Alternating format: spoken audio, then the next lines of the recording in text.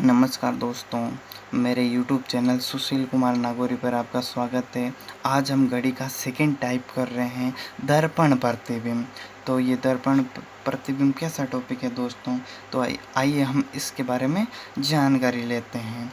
तो सर्वप्रथम ये नोट आपको दिखाई दे रहा होगा, ये क्या कह रहा है ये पहले ये समझो आप।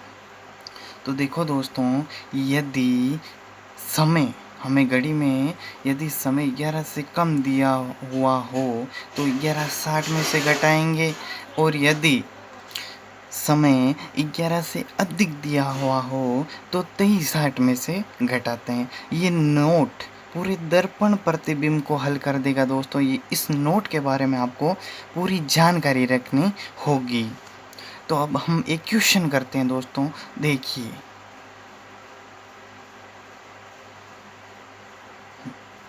क्वेश्चन आपके सामने है दोस्तों, किसी घड़ी को दर्पण में देखने पर उसमें 7:42 समय दिखाई दे रहा है दर्पण में। तो वास्तविक समय क्या होगा? तो हमने ऊपर क्या पढ़ा, यदि समय 11 से कम, तो 7 11 से कम ही है, तो इसको हम 11:60 में से घटा देंगे और उत्तर हमें प्राप्त हो जाएगा। इतना इजी है दोस्तों ये टॉपिक।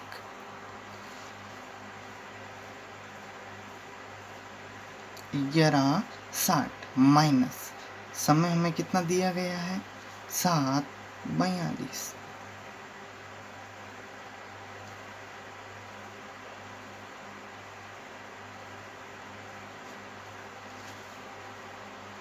ये घड़ी का वास्तविक समय होगा 4:18। बस इतना ही आपको करना है।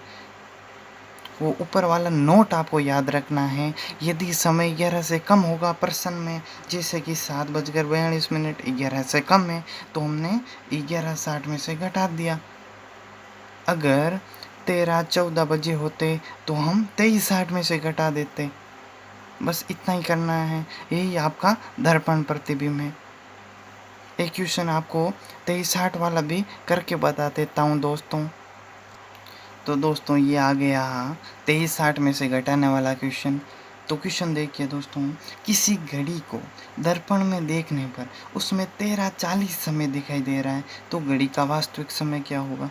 आप सोच रहे होंगे हमारी घड़ी में तो कभी 13 बजते ही नहीं है। तो ये रेलवे घड़ी का समय है दोस्तों 13:40। तो देखिए दोस्तों, हमने नोट क्या लिखा था, यदि समय 11 से कम हुआ तो हम 11:60 में से घटाएंगे, 11 से अधिक हुआ तो 23:60 में से घटाएंगे। तो ये 13:40 11 से ज़्यादा है, तो 23:60 में से इसको माइनस कर देंगे, तो हमें इसका उत्तर प्राप्त हो जाएगा। तो इसको करते हैं दोस्तों, 23 में से 13 गए 10, 60 में से 40 गए 20। ये इसका राइट आंसर हो गया दोस्तों। 10:20 वास्तविक समय होगा घड़ी का।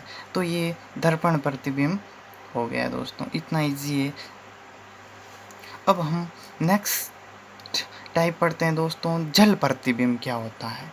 जल प्रतिबिंब के बारे में हम पढ़ते हैं दोस्तों। तो हम जल प्रतिबिंब के बारे में पढ़ेंगे, टाइप नंबर 3 के बारे में। सबसे पहले आप नोट देखिए दोस्तों, जल प्रतिबिंब के प्रश्नों में जो हमें समय दिया हुआ होता है उसको हम 1790 में से घटाते हैं। 1790 में से हम इसको घटाते हैं, तो उत्तर अपने आप आ जाएगा दोस्तों। जिस प्रकार हम दर्पण प्रतिबिंब में 11:60 और 23:60 में से घटाते थे, अब जल प्रतिबिंब के प्रश्नों में हम 1790 में से घटाएंगे। तो एक क्वेश्चन देखिए दोस्तों, किसी घड़ी में 3, 6, 9, 12 ये बिंदु किसको दर्शाते हैं आपको पता है? ये बिंदु इस बात को संकेत करते हैं कि ये क्वेश्चन जल प्रतिबिंब का है, ना कि दर्पण प्रतिबिंब का। ये ध्यान रखना जरूरी है आपको। 3, 6, 9, 12 बिंदु लगे हैं, उसको दर्पण के सामने उल्टा देखने पर समय 7:54 दिखाई देता है। तो अब हम वास्तविक समय ज्ञात करना है, तो हमने नोट में क्या पढ़ा था, 1790 में से, तो इसको 1790 में से घटाना है। 1790 समय कितना दिखाई दिया, 754। तो ये घटा देंगे तो उत्तर आ जाएगा।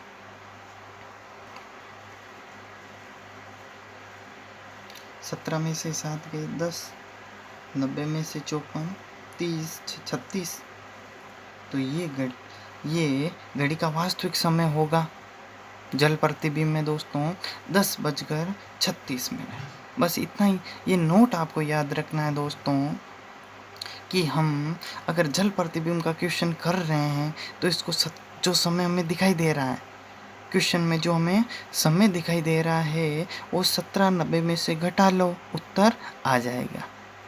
तो आज हमने दर्पण प्रतिबिंब और जल प्रतिबिंब के बारे में पढ़ा दोस्तों। तो आज के लिए इतना ही, आगे का कल पढ़ेंगे दोस्तों। धन्यवाद।